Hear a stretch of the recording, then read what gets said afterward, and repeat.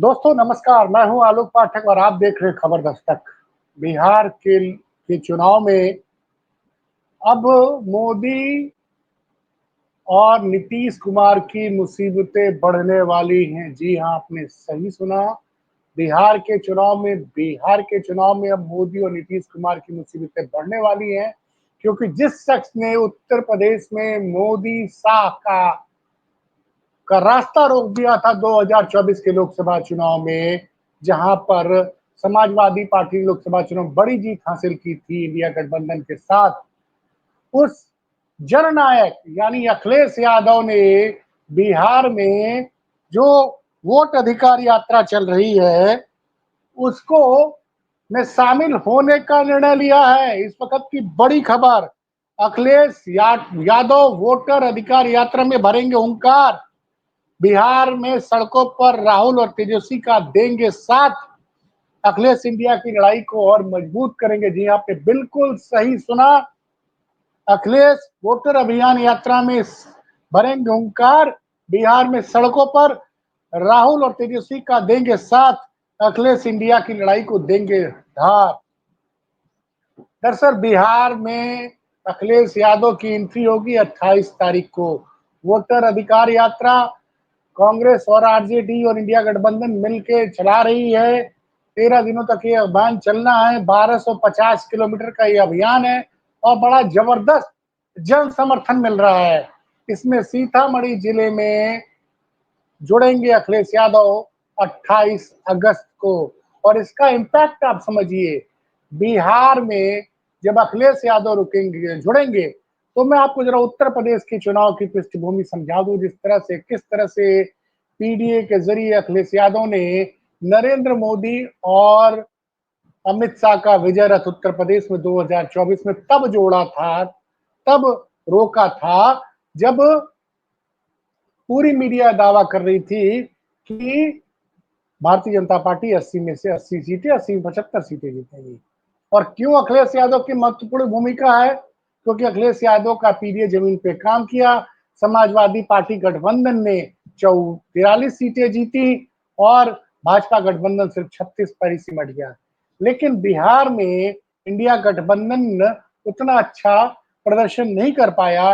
India गठबंधन के हिस्से में सिर्फ 10 सीटें आई 40 में और एनडीए 30 सीटें जीतने में कामयाब हुआ था।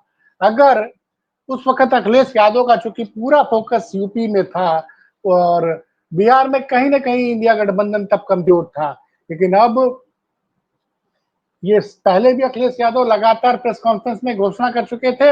और जो सबसे बड़ी बात है कि वोट अधिकार यात्रा जो राहुल गांधी और तेजस्वी यादव निकाल रहे हैं, तो आप अगर देखिए तो इलेक्शन कमीशन के खिलाफ सबसे पहले लगातार 2022 से अखिलेश यादव बताते रहे हैं कि हमारे समर्थकों का वोट काटा गया है। और सिर्फ आरोप नहीं लगाया, उन्होंने 18,000 ऐसे वोटरों का नाम विथ एफिडेविट चुनाव आयोग में आज से 2 साल पहले दिया। चुनाव आयोग 2 साल तक खामोश रहा। और मजेदार बात सुनिए, 3 दिन पहले जिस दिन बिहार में वोट अधिकार यात्रा शुरू होने वाली थी, उस दिन ज्ञानेश कुमार ने प्रेस कॉन्फ्रेंस की। प्रेस कॉन्फ्रेंस में उनसे जब सवाल पूछा गया तो उन्होंने कहा कि अखिलेश यादव ने कोई भी एफिडेविट चुनाव आयोग को नहीं दिया।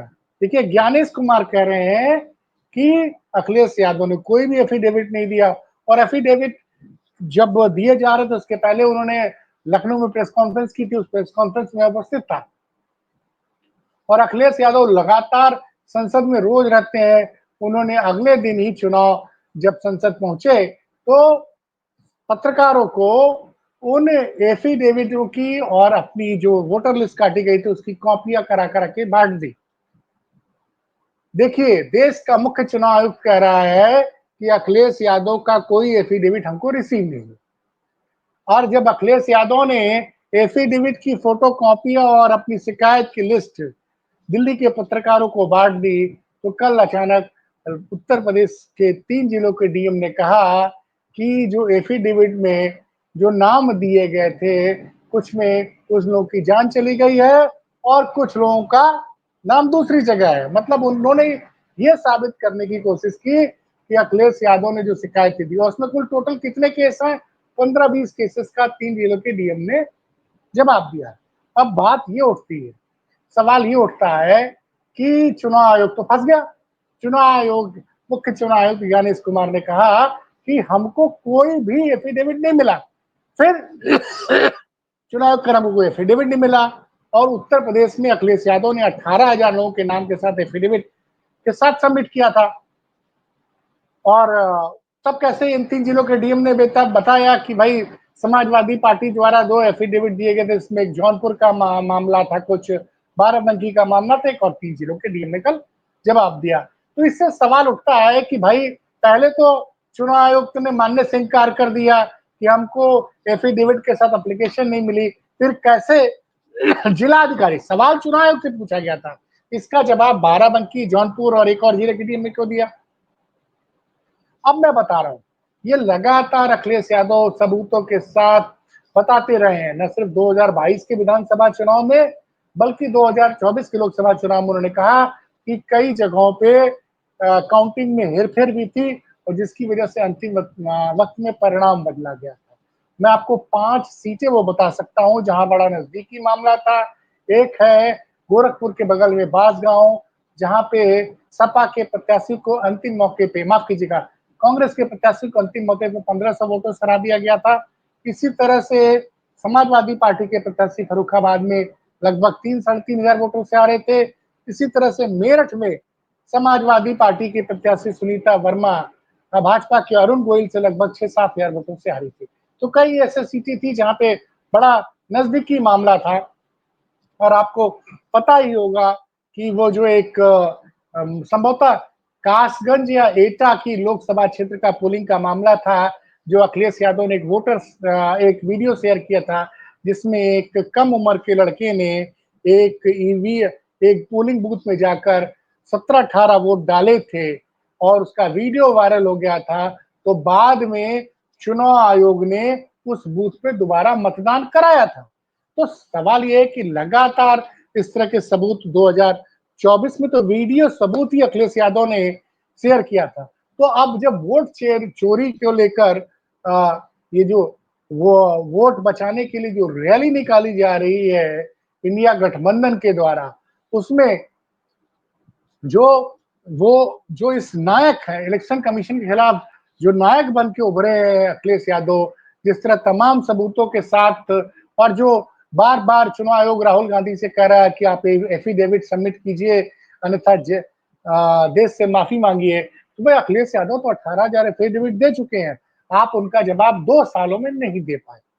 अब देखिए बड़े सवाल हैं, बिहार में चुनाव आयोग ने 65 लाख वोटरों का नाम काटा है, उसको लेकर तमाम तरह के विवाद चल रहे हैं। एक महिला ने रोहतास में, जहां से यात्रा शुरू हुई थी, उसने राहुल गांधी से कहा कि हमारे परिवार के 6 लोगों के वोट काटे गए थे, ये वीडियो बड़ा वायरल हुआ था। खैर 2 दिन बाद उस महिला ने कहा कि हमने ये सब कुछ कांग्रेस के एक सचिव के कहने पे किया था। अभी सच नहीं पता है, 65 लाख वोटरों का नाम काटा गया है, इसको लेकर वोट मतलब जो वोट बचाओ अभियान करके जो रैली निकाल रहे हैं राहुल गांधी, वोटर अधिकार यात्रा जो राहुल और तेजस्वी निकाल रहे हैं, उसमें जो जननायक निकले हैं, जो लगातार वोट चोरी के खिलाफ उत्तर प्रदेश में मोर्चा खोले हुए अखिलेश यादव पिछले 3 सालों से, और जिन्होंने सबूतों के साथ वो वीडियो पेश किया था, जब एटा या कासगंज में एक लड़का एक ईवीएम मशीन में 13 बार या 14 बार कमल का वोट दबाता, तो वीडियो वायरल हुआ। उस वीडियो को देख के चुनाव आयोग ने उस बूथ को पे दोबारा पोलिंग कराई थी।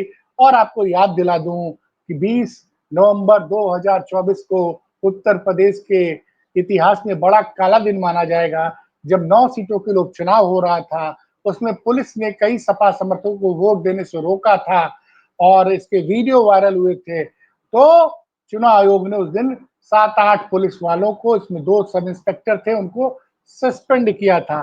तो चुनाव आयोग के ऊपर लगातार अखिलेश यादव सबूतों के साथ आक्रमण करते रहे। उस दिन तो 20 नवंबर को तो उन्होंने इतने वीडियो शेयर किए थे कि तत्कालीन चुनाव आयुक्त ने, राजीव कुमार जी ने तुरंत इस बात को संज्ञान में लेके उत्तर प्रदेश पुलिस के वोटिंग के दिन ऐसा हुआ था कि वोटिंग के दिन 8 दरोगाओं को 8 पुलिस वालों को सस्पेंड किया गया था। तो बार लगातार अखिलेश यादव वोटरों को जागरूक कर रहे हो और काफी हद तक उन्होंने 2024 में एक बूथ पर 20 यूथ की ड्यूटी लगाई थी, जिसकी वजह से लोकसभा चुनाव में आपने देखा कि भारतीय जनता पार्टी समाजवादी पार्टी से पिछड़ गई थी।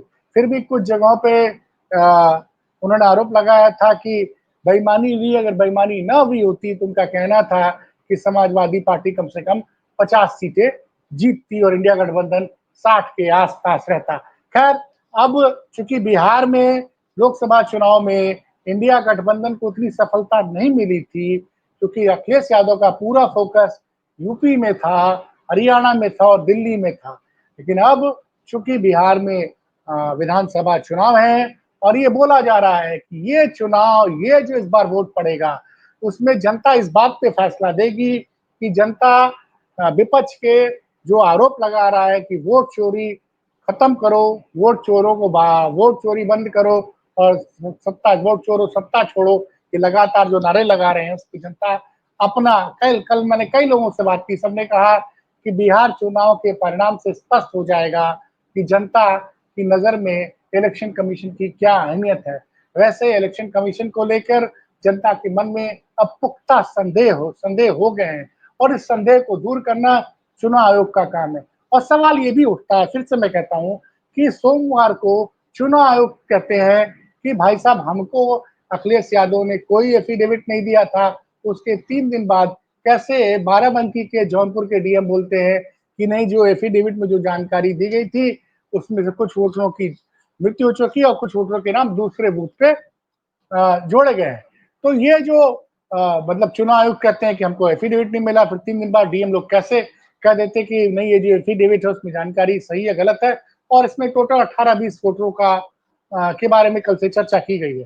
तो ये जो अब अखिलेश यादव ने जिस तरह से उत्तर प्रदेश की जनता को कन्विंस किया था, जब वो बिहार जाएंगे और राहुल और तेजस्वी के साथ जुड़ेंगे, तो एक बात और समझ लीजिए कि बिहार में अखिलेश यादव की लोकप्रियता उत्तर प्रदेश में कुर्मी समाज में, कुशवाहा समाज में जबरदस्त है।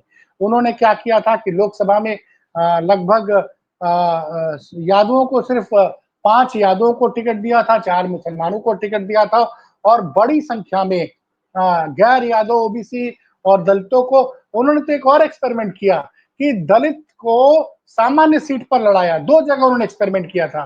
ये एक्सपेरिमेंट किया उन्होंने अयोध्या में, जहां पे कि वो चुनाव जीतने में कामयाब रहे, सामान्य सीट थी, वहां अवधेश प्रसाद को उतारा और वो चुनाव जीत गए। दूसरा उन्होंने किया था, सुनीता वर्मा को उतारा था मेरठ की सामान्य सीट पे और वहां लगभग मात्र 5-6 हजार वोटों से चुनाव जीतने में भारतीय जनता पार्टी कामयाब हुई थी। और ये समझ लीजिए कि अखिलेश यादव के साथ अवधेश प्रसाद भी रहेंगे।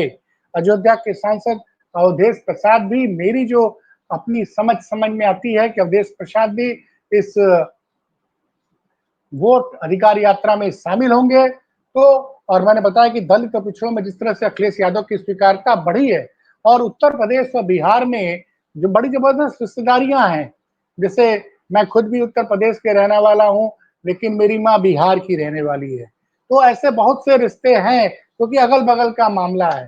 तो अब अखिलेश यादव वहां जाएंगे और जिस तरह से पीडीए को लेकर उन्होंने काम किया और पिछड़े दलित को एक किया है, वो मैसेज और लगातार वो जागरूक कर रहे हैं, तो तेजस्वी यादव को इसका फायदा मिलेगा, राहुल गांधी को फायदा मिलेगा और इंडिया गठबंधन को के चुनाव में अब धार देने के लिए अखिलेश यादव और अब लिख के रख लीजिए कि साथ में अयोध्या के सांसद जो दलित बड़े चेहरे बनकर उभरे हैं, अवधेश प्रसाद, जो लोकसभा में राहुल गांधी और अखिलेश के बीच में बैठते हैं फ्रंट रो में, वो भी रहेंगे। क्योंकि बिहार में दलित और महादलित वोटरों की भूमिका सबसे महत्वपूर्ण होने वाली है और इसमें अखिलेश के साथ आप लिख के रख लीजिए कि अयोध्या के सांसद अवधेश प्रसाद रहेंगे। तो दलित, पिछड़े और जो इंडिया अलायंस जो और तेजस्वी ने जिस तरह से युवाओं के बीच में अखिलेश की लोकप्रियता तो है ही है और तेजस्वी ने भी बड़ा अच्छा काम किया था। जब बीच में उप मुख्यमंत्री बने थे तो कई लाख नौकरियां दी गई थी। तो इसको देखते हुए लग रहा है कि अब 28 तारीख के बाद से इंडिया गठबंधन, मतलब आप सोचिए 28 अगस्त को ज्वाइन करेंगे अखिलेश यादव, उनके साथ अवधेश के साथ तो रहेंगे। तो इसका जबरदस्त इम्पैक्ट आपको देखेगा बिहार चुनाव में। और हो सकता है कि 20 सालों बाद नीतीश कुमार की जगह आप तेजस्वी यादव को मुख्यमंत्री पद की शपथ लेते देख सकते हैं। और मैंने कहा ना कि अखिलेश ने चूंकि यूपी में मोदी, शाह और योगी तीनों को लोकसभा चुनाव में हराया था, उनके जो उनके उनकी हकीकत जनता को समझाई थी, अब वो काम बिहार में करेंगे, साथ में उनके साथ अवधेश प्रसाद रहेंगे। तो ये एक बड़ी खबर इस वक्त के लिए बिहार के चुनाव में। और अभी से ही सोशल मीडिया पे अखिलेश की इस यात्रा को लेकर पूरे हिंदी भारत के जो इंडिया अलायंस के युवा समर्थक हैं वो बड़े उत्साहित नजर आ रहे हैं। ट्विटर पे लगातार ट्रेंड कर रहा है। तो ये थी बड़ी खबर अभी तक की। फिर मिलता हूं किसी और बड़ी खबर के साथ। तब तक आप देखते रहिए खबर दस्तक। आप सभी लोगों के आशीर्वाद से हमारे चैनल के अब 26,000 सब्सक्राइबर हो गए हैं। अपना प्यार आशीर्वाद इसी तरह देते रहिए। ज्यादा से ज्यादा चैनल को सब्सक्राइब कीजिए और शेयर कीजिए। कोशिश करूंगा कि 27 अगस्त को मैं भी सीतामढ़ी पहुंचूं। प्रयास मेरा पूरा रहेगा। बिहार के दर्शकों के लिए भी बताना चाहूंगा। फिर मिलते हैं किसी बड़ी खबर के साथ। धन्यवाद।